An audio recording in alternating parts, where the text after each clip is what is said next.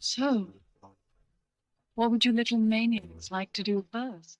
Hey everybody, it's Beth. Welcome back to my channel. So we are going to wrap up my country music collection today. I've been slacking, I admit that. Just life in general, other things have kind of pulled me away from finishing this part of the collection. But I want to get it done, and then I probably will be taking a little bit of a break during October, though I'm sure you'll see a little bit of my horror collection, wink wink, during October, and then we'll kind of get back started again later on. So let's go ahead and finish up this country collection. We are working on R through Z today, R through Z. So up first we have, this is Eddie Rabbitt's Variations album. This most notably features his version of Kentucky Rain, which Elvis recorded and made it famous. So other great songs on here. Eddie has, one of those underrated, underappreciated country voices that a lot of people don't talk about enough. So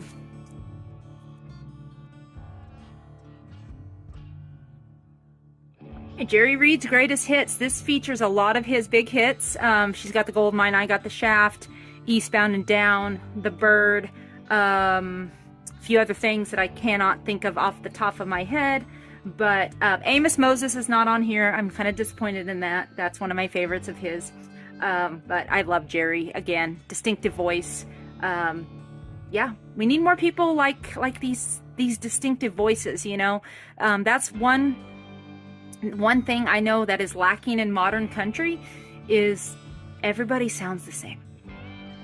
Back in the day, and I'm sound like an old fart, and I'm gonna go on a little tangent, but back in the day, everybody, you could hear one or two notes and you know exactly who that artist is.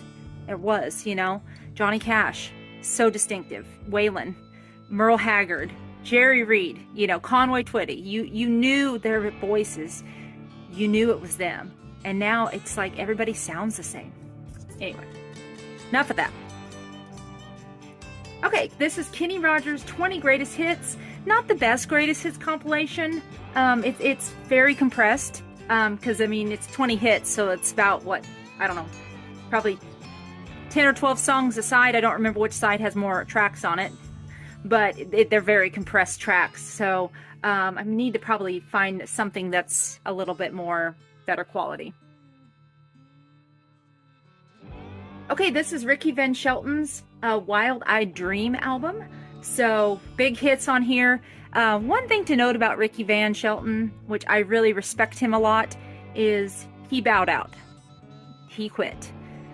He retired, and I respect him for that. I think there's a lot of artists that are holding on for dear life, which give him props for that as well. But there's no shame in quitting and letting it go, and just retiring gracefully. So I think that's what Ricky did.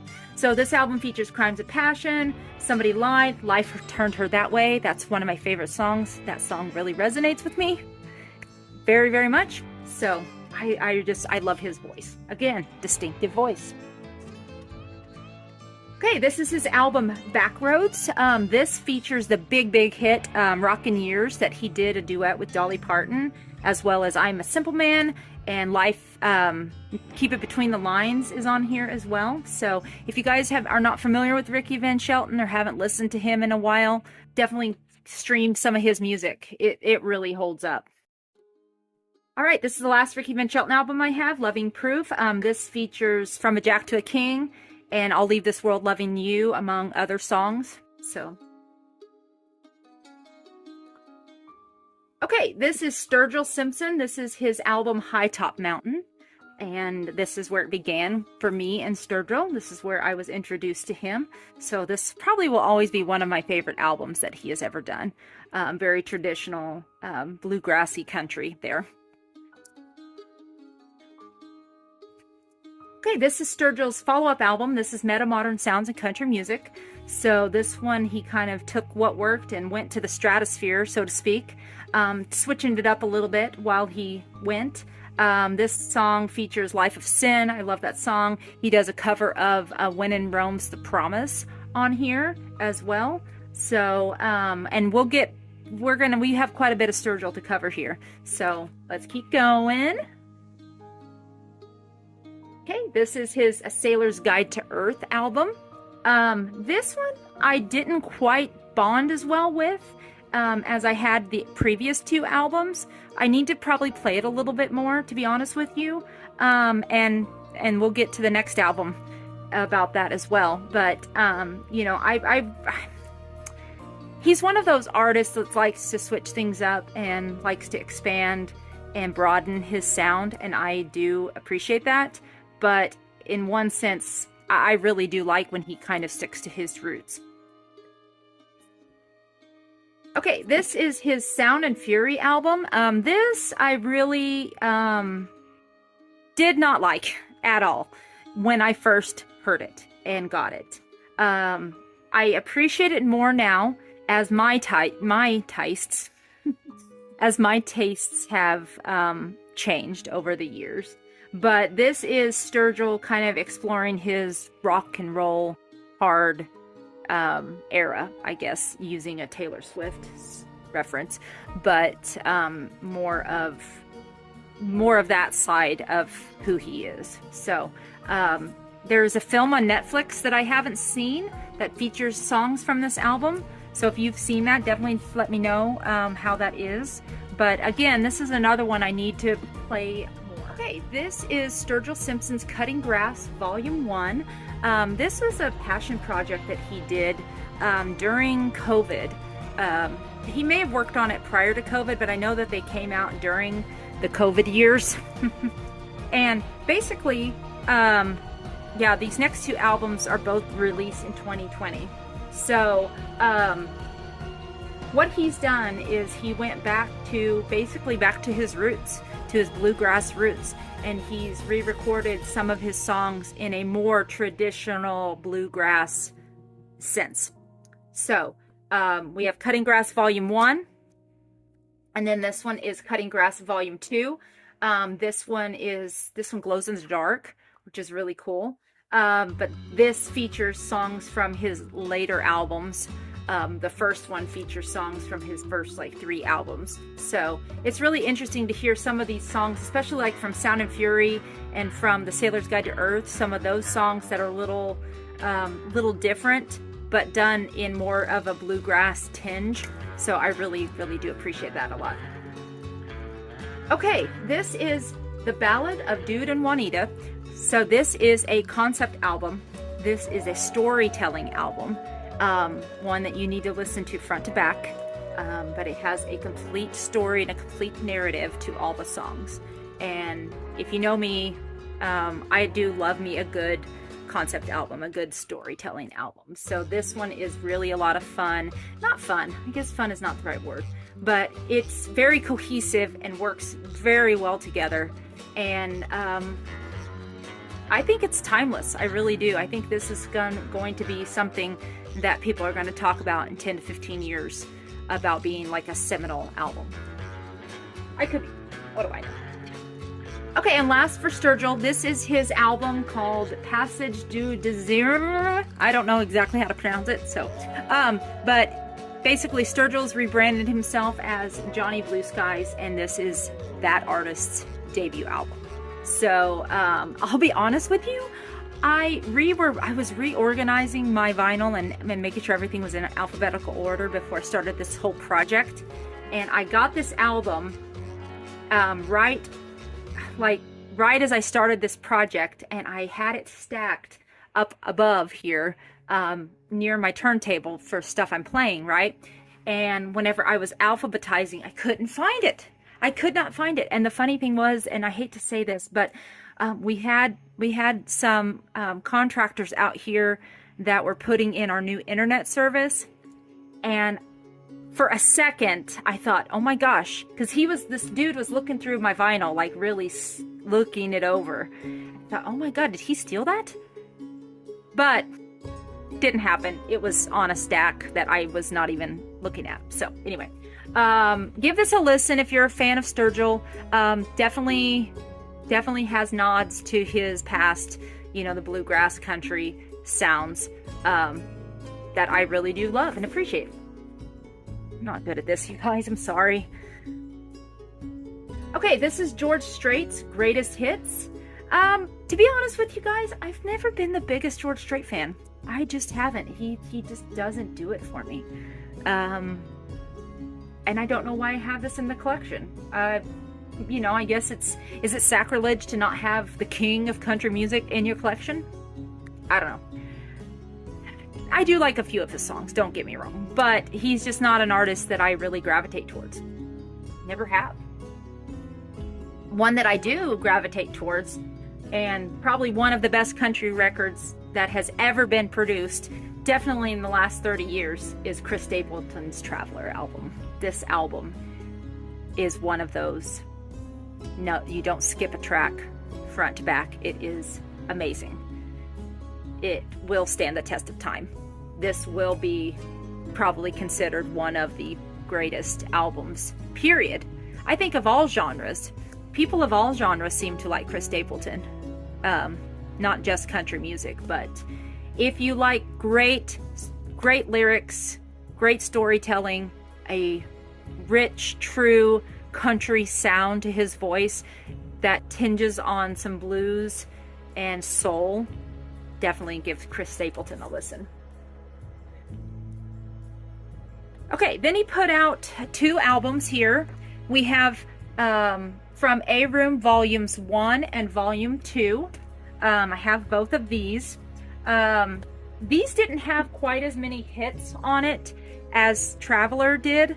To be honest with you, these were kind of his sophomore releases, and you know, the sophomore slump, but there are some great music on there, definitely worth checking out. Okay, then he put out his Starting Over album. This was one that was released, I believe, during COVID as well, so it might have got kind of overlooked, but there's a lot of great songs on here. Him and his wife sings on his album, if you guys didn't know that, Morgan Stapleton, and their voices meld very well together. Great harmonies. Chris, there's some rockin' songs on here, you guys. There's Arkansas. If you like kind of that driving country, little rockness to it, definitely look up Arkansas. He does ballads like no one else. He can write a sad song like no one else. So yeah, I really like that album. And then this is his most recent album. So this one I haven't played quite as much as the other ones, but this is his Higher album. Love the art on the cover here. Very classic country to me. But again, so many good songs on here. I Think I'm in Love with You. I love that song. Love the hook to that. Mountains of My Mind. If you listen to the lyrics of that, again, like I said, he can write lyrics that really resonate and make you think. And this Mountains of My Mind, I really can relate to that song a lot. So definitely am a fan of Chris Stapleton. Okay, did you guys know Kiefer Sutherland sang? Some of you do, but Kiefer Sutherland, I think I have all of his albums that he's put out on vinyl, but this is Down in a Hole. This was the first album that I got of his, and his voice, he has a chain smoker, whiskey drinker kind of voice that works very well, I think, for country music. So if you haven't checked out Kiefer's music, definitely stream it, give it a listen. You might be surprised. Okay, this is Kiefer's next album. This is Reckless in Me. I think that's the way they go. But he does a great cover of Blame It on Your Heart on here. He's got a song, really cool song called Agave on here that I really enjoy. Yeah, I'm a fan of his music. Definitely a fan.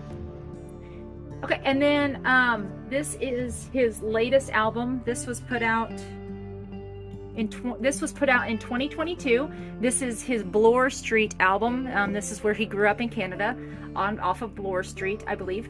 And Two Steppin' in Time, I really like that song a lot. I hope he comes to the States to tour. I think he has before. I hope he does again, because I would really like to go see him in concert. Okay, this is Tanya Tucker's TNT album. Most notably is her cover of Not Fade Away by Buddy Holly. She also does a version of Heartbreak Hotel. Oh my God, Angel from Montgomery, the John Prine song. She does a great cover of that as well on here. So Tanya's had like a renaissance over the last few years, which I really dig, and I'm so happy for her. So love me some Tanya Tucker. All right, this is the very best of Conway Twitty. Conway is my man. Conway is my favorite country singer of all time. The man could do no wrong, in my opinion. He could sing the phone book if he wanted to. And people forget, yeah, George Strait has the most number ones, but Conway held it before he did. And a lot of people forget that. Conway had, I think, 50 number one hits before he succumbed to his early death. So who knows how many more hits he would have had if he would have lived a little longer. So yeah, give Conway some props, y'all. Okay, this is Conway's Number One Classics Volume 2, just another kind of greatest hits compilation of his that I have. I've had a lot more Conway in my collection, but I've kind of pared it back,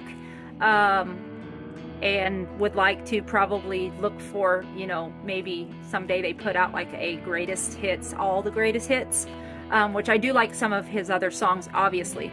But, you know, I am a fan of greatest hits compilations because it is a lot of bang for your buck. Okay, this is Conway Twitty's Still in Your Dreams album. This features the big hit Goodbye Time, as well as I Wish I Was Still in Your Dreams. And the great story song, Love Me Some Story Song, Saturday Night Special. You know that song? Love that song. But yeah, I love me some Conway. I could talk about him all day long. Okay, we got three or four. How many do I have? Yeah, 4. I have 4. 1, 2, 3, 4 Wheeler Walker Jr. albums. And this one is signed by him. So Wheeler Walker Jr. is a modern country / comedic artist. He sings very raunchy songs that have a country tinge to them. So if you like humor and you don't take offense, and you know, you want to laugh, definitely look up Wheeler Walker Jr. All right, we have Dwight Yoakam's Guitars, Cadillacs, etc., etc. So this was his first big studio album that he released, I believe, and it features Honky Tonk Man, Guitars, Cadillacs. Dwight is still making music and kicking ass. Okay, his next album was Hillbilly Deluxe. This features Little Sister, 1,000 Miles is on here. Great follow-up album there. Okay, and then we have Buenas Noches from A Lonely Room. So he does I Sang Dixie, which I love that song. Again, kind of a storytelling song. And Streets of Bakersfield that he does with Buck Owens. So great album here. We have Dwight Yoakam's Live from Austin, Texas album. This was released or recorded in 1988, so I think it was around the same time that he released Buenas Noches. So he definitely sings, you know, some older hits as well as some stuff off that album as well. So again, another great concert. Definitely seek out his live acoustic version of I Sang Dixie if you are so inclined. I think that is a beautiful song. And then this is a Dwight Yoakam tribute to Buck Owens album that he did. Great album here. If you love either one of those men, definitely seek this out. And last but certainly not least, we have the Zac Brown Band's greatest hits so far. So I do like me some Zac Brown Band. They've lost me the last many years, I'll admit that. Their first like 3 or 4 albums are solid killer albums. And then they kind of fell away and changed their tune. He had a midlife crisis. He's in hot water right now, the lead singer. I won't even get into that. There's a lot of drama surrounding his name. You can Google it if you want to. But I still do like the band and their sound from their early days. Okay, guys, that is going to wrap up my country music collection. Like I said earlier, we're going to take a little break for October. I will do my horror collection during said month, but we'll probably come back with the collection videos in November sometime. So I appreciate you all watching, and thank you for the kind comments, love, and support. Take care, be excellent to each other, and we will talk to you soon. Bye bye.